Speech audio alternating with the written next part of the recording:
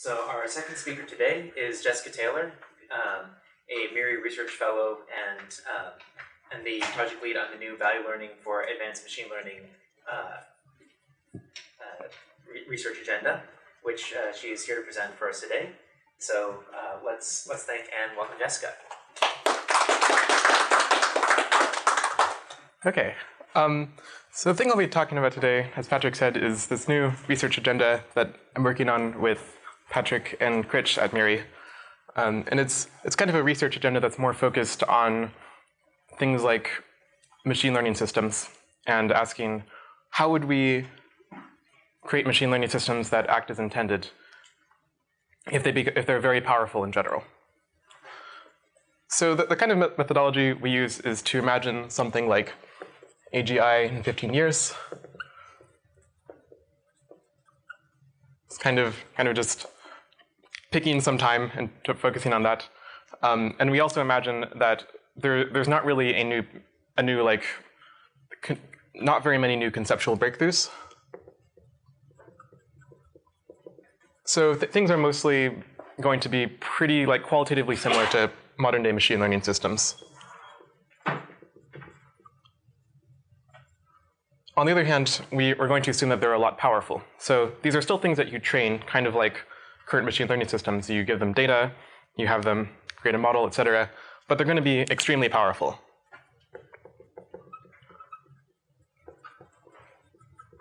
So you can just kind of imagine these reinforcement learners that just use their available information and choose the action that most maximizes future reward. It's kind of an extreme assumption, but then we can also think about slightly less extreme, where it just selects an action that is clearly better than any action that a human could select. Yeah, this is the general methodology. So we pretend we have these really powerful systems, and we want to do something in the world. So this might be like curing cancer. It might be like solving world hunger. And we don't want to do it safely. There are lots of ways to use very powerful systems to do things in the world unsafely. But to get them to actually do what you want, it seems like you have to figure out some new way of training them in order to actually make them pursue the things you want them to pursue. So that kind of generated this list of questions. And I think my plan is just to spend 2 or 3 minutes talking about each, at least, but then spend a lot more time going into depth on whatever things people find the most interesting. So this is definitely a thing where, since it's a small group, it's good to ask me lots of questions. And then I guess I'll end up talking more about things that people are more interested in that way.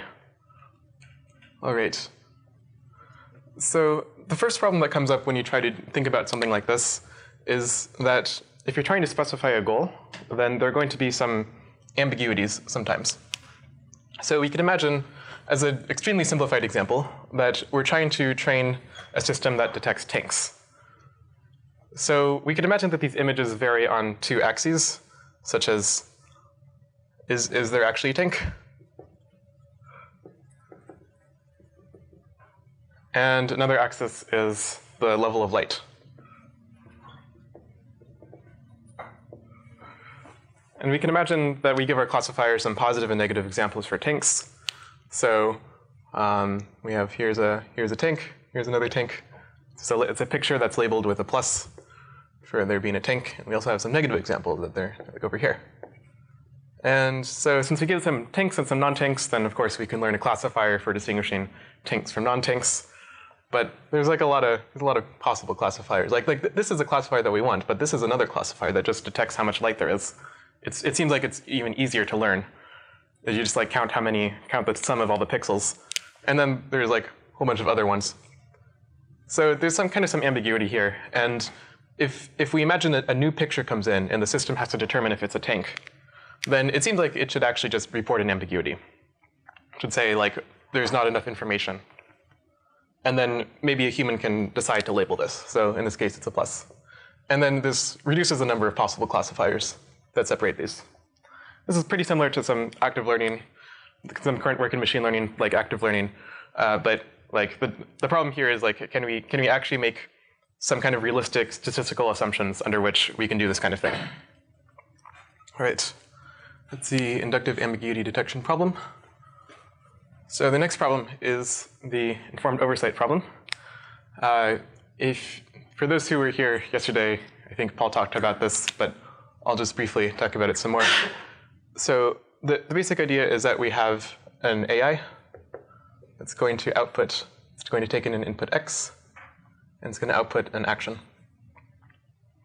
And sometimes we need a human to evaluate the action. For simplicity, like to make things a lot easier, we can just assume the human is a lot smarter than the AI. So the human gets to figure out which action the AI took and decide on a reward, which then gets used to train the AI. So as a simple example, you could imagine maybe X is like a short description of a genre for a story. This action is a story that the AI composes, and then the human scores like how good of a story it was. The problem is there's some aspects of the story that the human might find hard to evaluate. This might be like if the story is plagiarized, the human will have to like look at the story and then determine whether it's plagiarized. But it's actually easier to plagiarize than it is to detect plagiarism, because to plagiarize you just have to select a random existing work and copy from it, whereas to detect plagiarism you might have to actually scan through a whole bunch of existing works to try to find the correct one. So there's kind of a complexity theoretic problem here where it's asymmetrical. And the informed oversight problem is like, how do we get around this? Great. So the next problem is, suppose that we want to train a system that imitates a human in some kind of rich action space. We could imagine something like answering questions that are in natural language with answers that are themselves in natural language. This is related to the problem of training a generative model.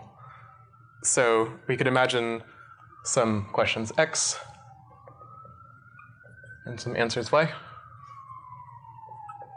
And we want to learn a function from X to distribution of Y that will take in a question and then sample a random answer. This is a thing that's supposed to imitate a human. And there's some ways of training generative models, but they all have some problems. An example of a way of training a generative model is you could imagine you have the imitator that's trying to give an answer to a question and a distinguisher who's trying to distinguish the imitator from a real human. And then in theory, if both are powerful, then the distinguisher is pretty good at distinguishing the two, so the imitator has to like actually imitate a human. But in this case, the problem here is that you could still have problems like plagiarism. Maybe the imitator is going to plagiarize from a human, and humans don't plagiarize. The distinguisher will have a hard time determining whether the answer contains plagiarism. So there's another kind of asymmetry here, where like this makes it a bit more difficult to train generative models in a scalable way. But there are some other approaches too, which are worth thinking about. Okay. So we got inductive ambiguities, informed oversight, and training human imitators. Next one is conservative concepts. So in this case, we can imagine that we have 100 burritos. We want to make a new burrito. So what does this mean? We could imagine that we have a 3D scanner. We just take these burritos and we scan them. We get a very detailed map. And then we can imagine we have a factory, and we want the factory to manufacture additional burritos.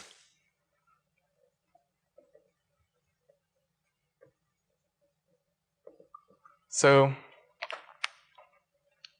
it doesn't seem like completely straightforward how to do this. It seems like maybe one thing we could try is have like positive and negative examples of burritos. So we could have 100 burritos and 100 non-burritos, and then train a classifier to distinguish burritos from non-burritos. And then try to create an object that is classified as a burrito. It seems like the kind of approach that's the easiest to do. The problem here is that you can get things like adversarial examples in neural nets, and so a thing that's optimized to be classified as a burrito is not necessarily actually a burrito. it's going to be difficult unless these non-burritos are actually representative of the possible non-burrito objects out there that the AI might want to create. So it's like you can't really get a training set of negative examples for like non-burrito objects, and it's going to be a little difficult. But there's some approaches to try tackling this problem. So the fifth problem is specifying environmental goals in terms of sense data. And the thing we imagine here is something kind of like this, except that we don't have a 3D scanner. And that's actually a huge, important difference. So imagine that we want to train an AI to put a strawberry in this room. We can imagine giving various training data related to this goal.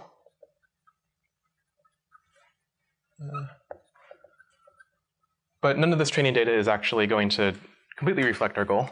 But we could imagine training data like we could have a human put a strawberry in a room and take a picture. So we can imagine pictures of strawberries and non-strawberries. You can imagine like a camera in the room. You could also have a scale that's weighing the object on the scale.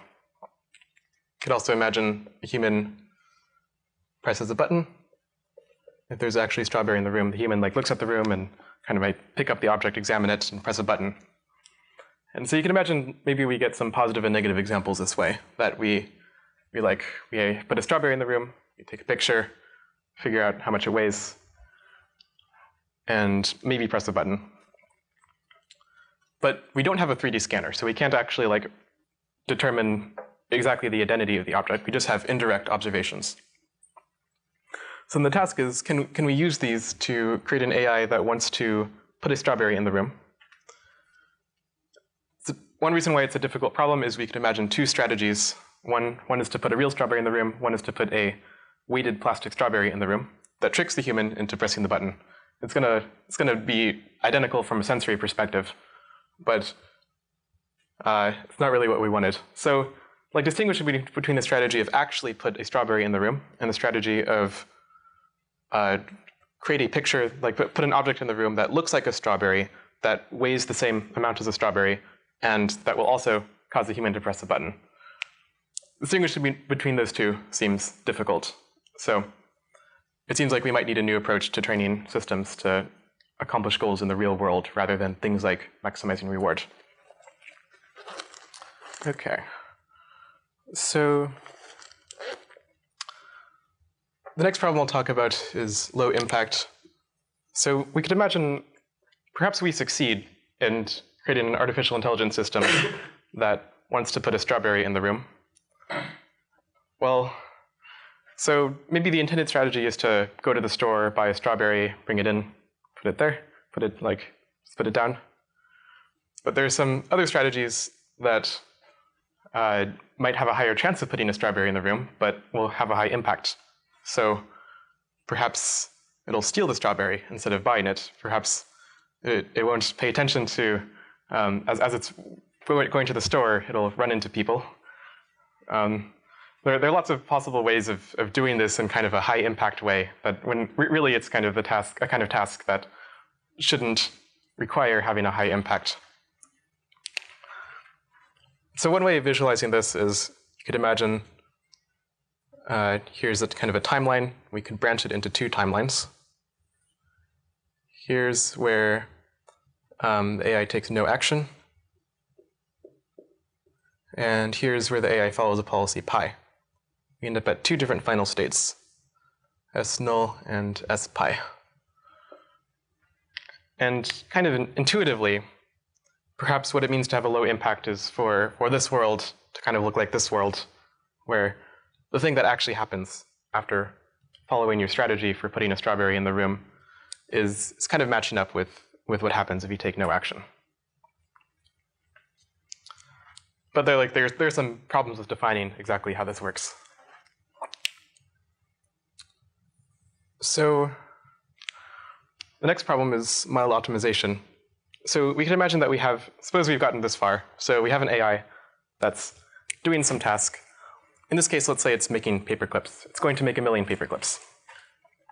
And it's going to do it we have some kind of low impact way. So we think that probably if it's going to try to make 1 million paperclips without having a high impact on the world. And we think it's actually pursuing that goal instead of pursuing like a human pressing a button indicating that there are 1 million paperclips or something like that.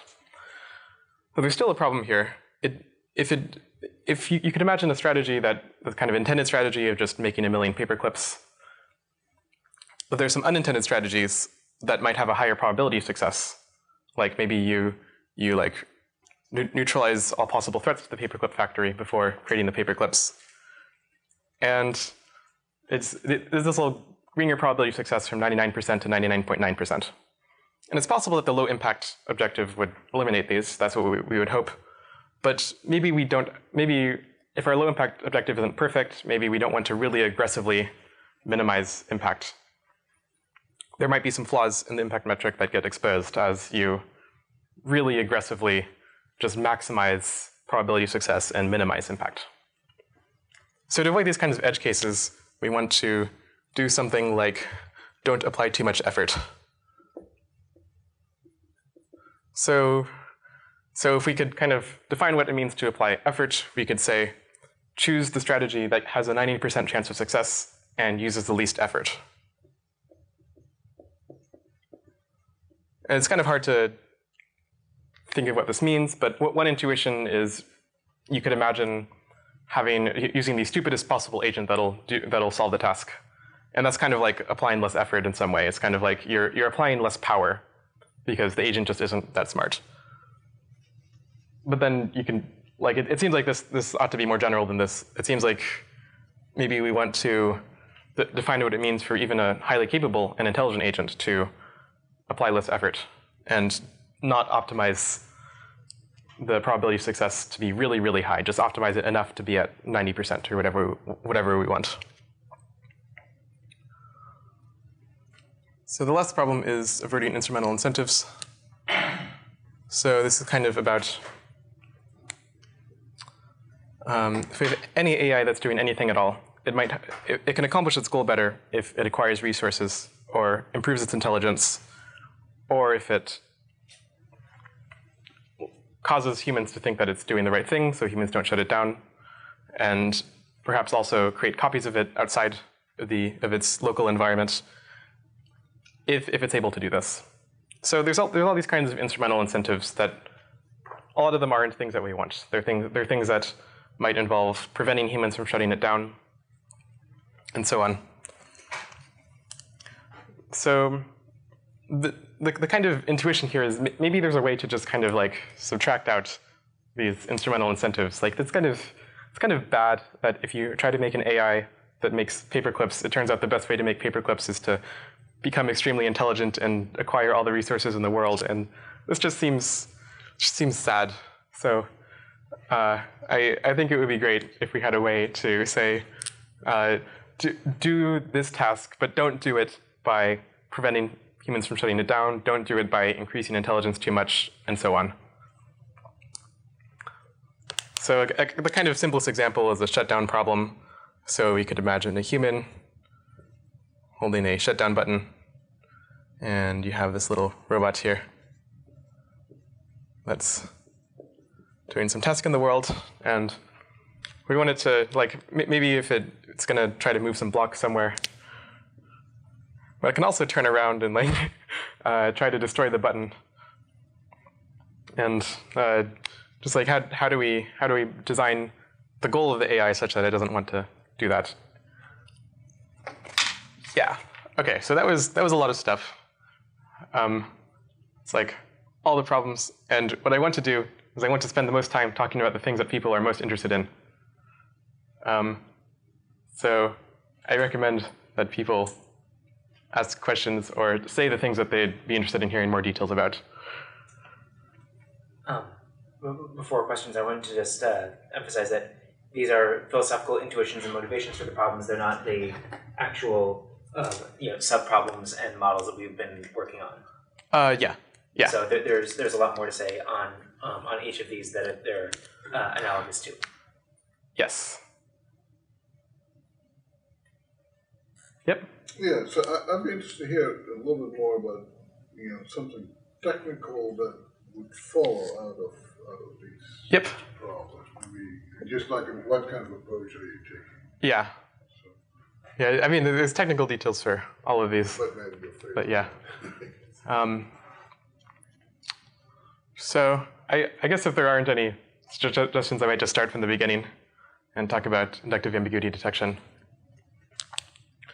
So there are existing approaches to things like active learning, like things similar to this, and I'm going to describe one of them, which I think is especially theoretically motivated. So we can imagine that we have 10 experts advising us, and on each day,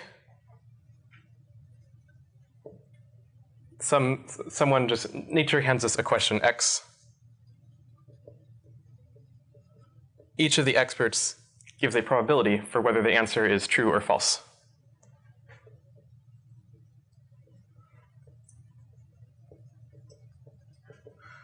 And what we want to do is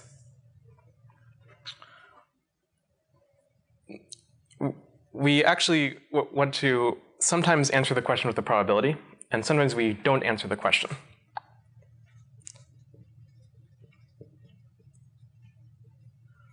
So the intuition is that if we're confident about what the probability of a yes answer is, we should just say the probability. If it's ambiguous, then we want to not give an answer. What happens is that after we give the answer, if we give an answer, we don't actually get to see what the true answer was, what the actual answer to the question, yes or no. But if we say we don't know, then we do see the answer. So say probability P or bottom to indicate no answer. If you say bottom, then you get to see the answer true or false. So the kind of goal here is we want to say if there's some expert in our set of experts that's giving us honest answers, that's saying the real probability of the answer being yes or no, then eventually we want to, maybe the learner is going to say bottom a few times, but whenever it says a probability, it has to be close to the correct expert.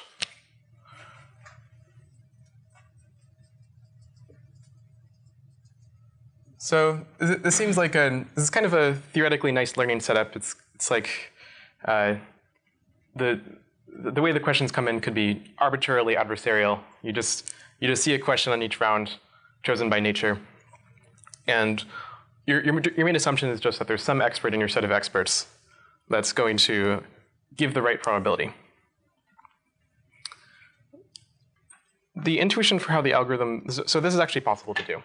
The intuition for how you do the algorithm is you consider each expert and you consider what their probability was for the answer being yes. If all the probabilities are pretty close, they're within epsilon of each other, then you can give some probability in that range, and you're definitely going to be right. But maybe there's some controversy. Maybe there's some that most people are saying it's about 0.5, but there's one who says it's 0.9. So what you do in this case is you output bottom, and then you get to see the right answer, and you get to see who is right and who is wrong. The intuition is that eventually you get to eliminate the experts who are wrong, because whenever they disagree from the consensus, you're going to check who's right. And then over time, the only experts remaining are those who have generally just given correct answers in the past, on average. This is called quick learning.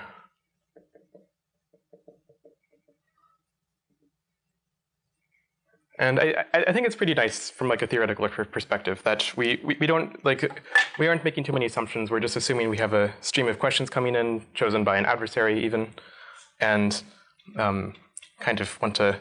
It's called quick because it knows what it knows. We have a learner that knows what it knows and knows what it doesn't know.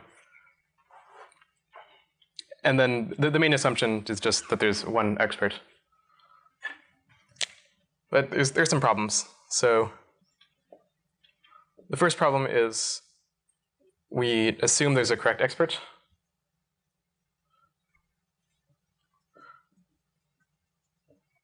And this is kind of problematic because in real life, it's not like you just have this one hypothesis for the way the world works that's just straight up correct. It'll, like, generally different models of the world will have different advantages and disadvantages in different kind of contexts. And yeah. There's great extent to which you're learning models of the world, and so the problem of all of your pictures of tanks were taken on cloudy days, and all your pictures without tanks were taken on sunny days. Something that's learning the model of the world might just collapse that into one dimension, not even realize that there's an ambiguity there. You might form different hypotheses. What you hope is that you have like some set of hypotheses, and one of the hypotheses represented by an expert is that, like, it's this axis that really matters. And then you hope that you eventually listen to this expert. Right, but making sure that your, like, deep learning model generates multiple hypotheses is already not a thing that. Yes, that's the other problem. So this only works for really simple hypothesis classes. So the example I gave was 10 experts, and that's pretty easy to do with 10 experts. But if you imagine like 1 million experts, this is going to end up outputting bottom very frequently in order to figure out which expert is correct. And you can also do this for things like a linear class of hypotheses. Like, you could imagine all, like, weighted mixtures of the 10 experts. But trying to do much more complex things than that is going to be very difficult. It's basically restricted to finite classes and linear classes, and then other simple things like that. And there's just no hope of applying this to neural networks. It's just never going to work. So these are problems that I don't know what the solution is. It seems like we need some like more realistic set of assumptions about that's similar to these, about like how the data comes in, or like which hypothesis is correct in which situation. That, first of all, makes a more realistic assumption about your hypothesis class, that you don't assume there's just one thing that's correct. Maybe there's like a collection of experts that together are correct or something like that. And second, you want it to apply to realistic hypothesis classes, such as the set of all neural networks of a given architecture. Any questions about this?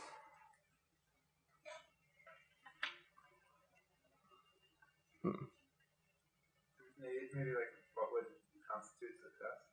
Yeah, what would constitute success? That when you, what in the real world you would want to use this for is your AI says, all right, I'm trying to learn this aspect of human value. I realize that, like, in all the examples you've given me, this concept and this concept coincide. Mm-hmm. Which of them do you mean? And so that I can, like, separate them for you. Here I've constructed a, like, artificial example that has them not coinciding. Yeah, something like that. More concretely, it might be something like you're trying to teach it to put a strawberry in the room, and it presents you with an apple, and it's like, is this what you wanted? I'm not sure. And you're like, no. And then it resolves the ambiguity, and then it starts doing the right thing after that. It's kind of a high bar, but that's kind of the distant objective, is just, can you actually use this in the real world to specify the things that you want? A more proximal objective is something that's sort of know what I know learning for things where you're having to, like, generate the model from data like neural nets. Something like that. Yeah, I mean, that might be too specific. I think I just want something kind of like this that has slightly more realistic assumptions. I don't know exactly what it would be. It might be something like you assume you have different experts that have, like, advantages in different domains or something, and maybe the experts themselves don't always give answers, and maybe combined with some kind of way of like translating this like finite expert setting into, like, a neural network setting where you're applying some kind of gradient descent to train the thing, and it's not just like you have a finite number of hypotheses. Yeah, okay. So, are there any other things that seem particularly interesting to people? I mean, I think it seems like people don't have opinions, so I don't know if voting is. Well, people are not speaking up. It doesn't mean they don't have opinions. That's a good point. So I have the opinion that I would go out of 5, 7, or 8, but Sure. I don't want to decide for everyone. Mhm. I'd like to hear about 7. Okay. That's 2 votes for 7. Why do you do 7? So, All right. Well, I that's think it's worth also stating how 6 and 7 differ. yeah. So I'll say a bit about that. So it seems like there are two. Suppose you run your AI, and there are 2 reasons why you think it might be safe. The first reason is that maybe its goal, as part of its goal, it wants to have a low impact. That's one reason. Yeah, a low impact except for the thing you specifically wanted to do. Yeah. The other reason is that maybe it's not very smart, or if it is smart, it's not trying very hard. It's being really lazy. It's just applying just enough effort. And these are kind of like two different intuitions for why a thing might be safe. And I think the difference between the 2 problems is just like, how do we formalize each intuition in such a way that we could design an agent that works for that reason. Right. I like thinking of an agent that has low impact but does not do mile optimization, including in its planning. All right. How do I make sure that I erase people's memories and cancel out the currents of error that I've created in execution of my plan, so that in every aspect except the obvious ones, I have exactly the effect as if I were not turned on. That would be a failure of number 7, even if it's trying really hard at number 6. I think that's also a failure at number 6. Like I think that's like not taking follow through effects. We haven't specified like number 6, but in terms of like a suite of ways you measure the world and wanting them to like stay the same as in the world where you weren't switched on. Yeah. Okay. I can talk about 7. So. We could so there's like a couple of different architectures that we could imagine. The first way of like applying the least amount of effort necessary, that's kind of obvious, is we could imagine constructing a sequence of agents, each getting smarter and smarter until one of them has a 90% chance of success. And we could even ask the agent to like estimate what's the probability of success. Tries to make a plan, and then it reports a plan that says, here's a good plan. So just apply progressively more computational resources. The main problem I see with this is that it seems like maybe as you get to an agent that doesn't require that many computational resources, it might come up with a plan, which is the first thing to do is to improve the intelligence of the system, go out and get more computers and attach them. And this plan wasn't very hard to come up with. It's like, if above some level of intelligence, maybe it's not actually that hard to come up with a plan of grabbing access to these computational resources. And it didn't, we find this plan pretty early in the process, and it has a very high chance of success. So there's this kind of failure of reflective stability. There's like, even if the agent isn't very intelligent, it wants to make itself more intelligent. So it's just not going to be very stable. So as an alternative,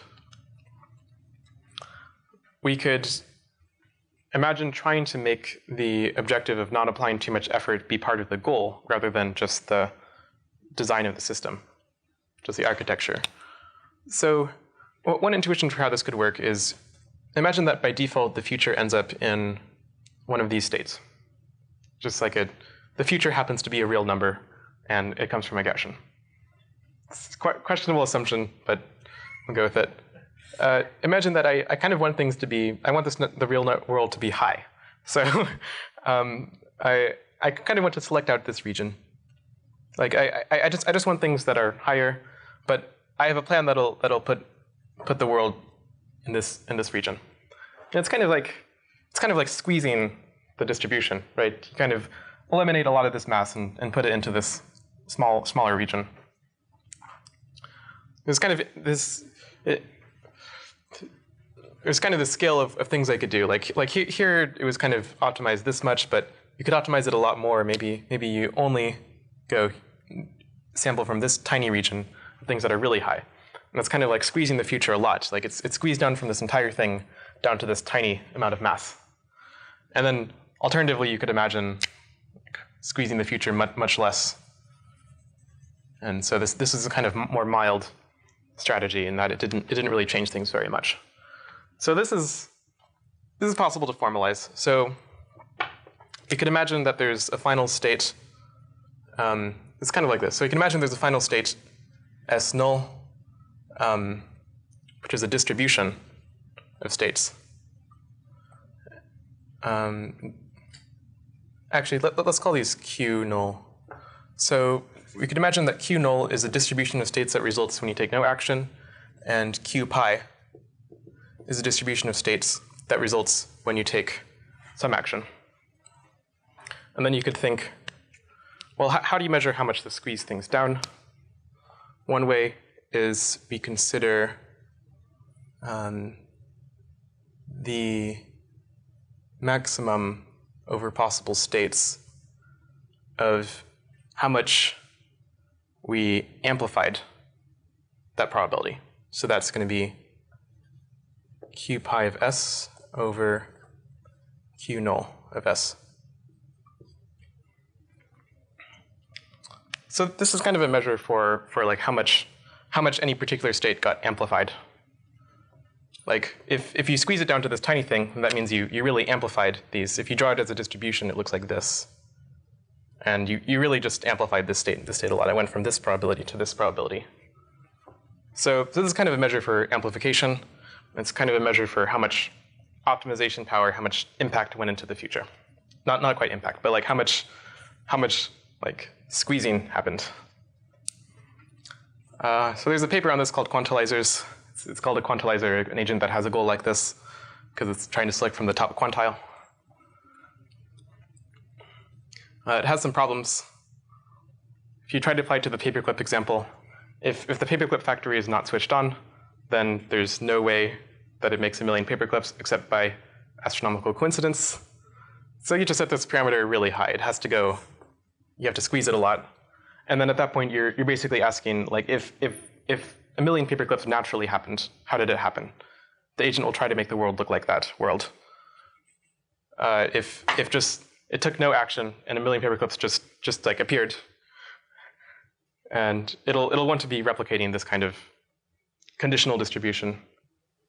No, you can use this to like replicate the performance of some existing system, just like doing on the better end of it. Like if the alternative, if the AI is shut off, is that a human does a task? Yep. You can use this to safely have the AI do the task the way that like a randomly selected human from the top 1% of humans doing that task would have done it. Yep, that's right. Yeah, that seems like it has a higher chance of working, but it's still maybe the human isn't able to make 1 million paperclips except by getting really lucky and like pressing this sequence of buttons that makes weird things happen. Though again, like the importance of this is just avoiding weird ways of getting the task done in favor of more standard ones. And the worry is that like trying to get the absolute optimum score or the absolute highest probability of success is going to give you a weird solution, whereas saying do something that is pretty good according to this distribution of actions might be safer. Yep. I have a question. Do you think about taking the proposed action or policy and performing a random perturbation to it, and then checking that the utility of that adjusted policy or action is similar to the original one as a means of stopping like secret messaging or like kind of like tricks and things like that? So that does seem like a way to reduce the like information, like the bandwidth. It's kind of like applying noise to a message. Yeah. And I guess what it incentivizes is to create things like error correcting codes, like kind of make redundant strategies where if you're trying to put a strawberry in this room and you think that at random points you're going to take random actions, kind of like you're going to have some mini seizures along the way. Maybe you want to walk slowly or like have someone to guide you. Or bring a whole bushel of strawberries via different methods. Yep, just maybe just try many times and create clones of yourself who will not have this flaw. Like there are lots of ways. Like it's like making a strawberry farm. If you do a lot of parts of that a little bit differently, you still end up with a strawberry farm compared with if you write a very careful letter to somebody who is in possession of a large number of strawberries. They're supposed to persuade them in a really fine way. You see what I'm saying? Yeah. I kind of see what you're saying, that like some things require finer control, and maybe those are more hampered by adding noise. I still think that you can do things like send secret messages if there's noise. Like it just requires some more error correcting codes, but it makes it a little harder. Right. Okay. Yeah. So if that is not implemented the right way, it might end up in problems, I think. So suppose that the AI first choose, okay, I want to end up at the 75% high. If it first does that and then say, okay, now I want to maximize the probability of ending up at the 75% high, then you could try really hard to end up at that. Oh, yeah. I think that what you want to do is to like randomize which quantile you want to end up in from like 75% to 100%. Randomize where within that quantile. Yeah. Like the other way of talking about it, saying that you have an unknown loss function, you're trying to optimize adversarially against it, is maybe a good way of explaining why quantization. Yeah. Okay. So under the thing Patrick said was there's kind of interpretation for how this works, which is you imagine an adversary who's deciding how costly each action is. So the adversary is assigning different costs to different actions. Here's like a plausible cost function, boop, boop, such that that's not a function. Such that on the original distribution it integrates to 1. And then we imagine how do we select a distribution of states to end up in that's guaranteed to have low cost. And then it follows from that you don't want to amplify any particular probability too much, because this is where the cost could be. Yeah, low possible cost and high performance. The way you get both of those is by picking a threshold to quantize on, and then picking randomly from those, as opposed to trying to hit a threshold exactly. Yep. Any other questions on this? Okay. I feel like talking about this one. I think someone wanted that. So this problem is like, how do we make an AI that doesn't want to prevent humans from shutting it down? So I'll do it over here if people can see. So the intuition here is that we have this one utility function, which is to accomplish the goal, like pushing the blocks. So we'll call this UN for the regular utility, for the normal utility function. And there's this other utility function, US, where if we press a button, it's going to want to shut down quickly. So US might assign a higher utility to states in which the AI has quickly shut down. And then UN just assigns a higher utility to states where the blocks are in their appropriate positions. I think before saying some of the things that are done with this, worth just thinking through what goes wrong if you say that the utility function is just UN until the button is pressed and then US after. Yeah, I was going to do that first. So the naive approach is something like we just start with this one and then press the button and then switches the utility function. What would you So what would you expect to like possibly go wrong if you have a pretty good pattern learning AI with that utility function? So what is US equal to? Quickly shut down. Yeah. Okay. So it's higher if you shut down sooner. Yes. And UN is higher if you like do more of the thing you originally tasked to do, like, bake cookies. So it might want to be shut down very strongly, or it might not want to be shut down sufficiently strongly. So we can imagine an AI that just wants to, its current utility is that it just wants to have blocks be in their correct positions. And we have this button that's going to make it want to shut down quickly. And then, like... And it is aware of this setup? Yep. So then we could ask, like, what is this AI going to do if it currently just wants the blocks to be in there, and it might, if we press a button, want to shut down? Yeah. Well, either it might prefer to not be shut down because that's the highest and prevent someone from shutting it down, or it will prefer to be shut down and it will try to make the button be pressed, or it might take a gamble and which could give a high value of not being shut down, or otherwise give a high value of being shut down. It seems like in this case, it depends how you interpret the thing I said. And the thing I was thinking of, like being shut down might not be a good way to make the blocks be put in their appropriate positions. If it's exactly a utility function versus its reward function. Yeah. Right. So if it's actually a utility function, then it doesn't care about ever getting rewards for shutting down, because that would lead to fewer boxes being placed correctly. Yep.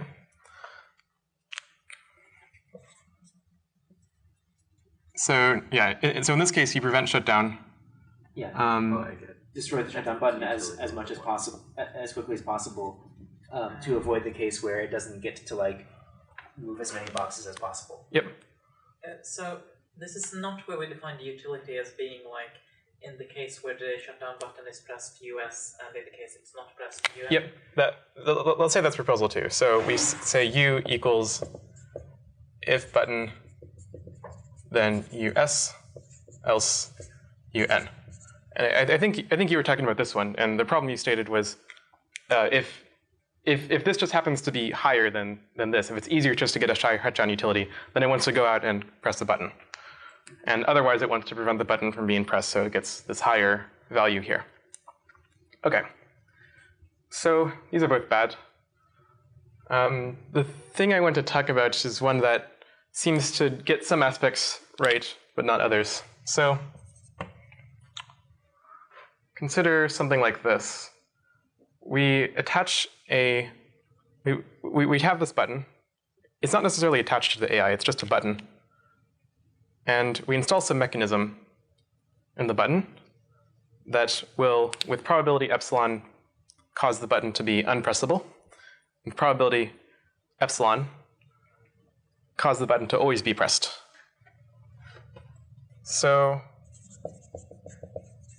and with epsilon probability, it's going to unpressable.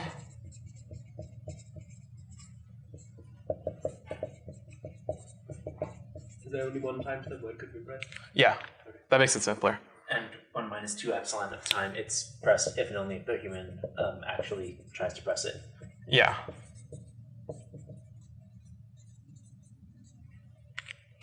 So most of the time the button functions normally, but occasionally something goes weird in the button and just depresses or fails to depress. So we can consider an AI that only believes it's in one of these two cases. Or instead of only believes, because we don't want to have a smart thing and believe that we can have false beliefs, an AI that only cares about those worlds. Yeah. So its utility is if the button is unpressable, then it gets utility US. And additionally, if the button is forced to press, it gets utility UN. So you can imagine, so it actually does not care about these worlds at all.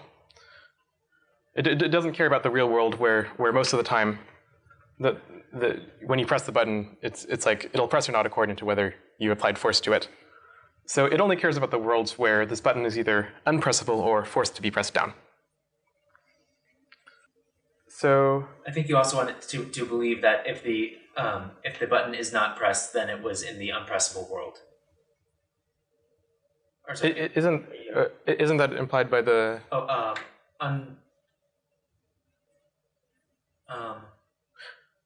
Because what happens if it observes now that the button was neither unpressable nor forced to press? It's not allowed to observe that. It can only observe whether the button was actually pressed. Yeah. So what happens is the human's going to either try to press a button or not try to press a button. Either way, no matter which case it's in, the AI gets to observe whether the button was successfully depressed. Maybe it's like an additional observation that the AI gets. But also observes the human, but thinks that the human's choice was sort of irrelevant there. Yeah. I guess what Patrick is saying is that the utility function only cares about worlds in which the button is either unpressable or forced to press. It's kind of like saying, like, I only care about worlds in which X, therefore I'm going to act as if X is always true. Yeah. Right? It's like, The different sides of the same coin. yeah. An example of this, a kind of intuitive, I don't know how intuitive this is, but a kind of a human example of this is something like,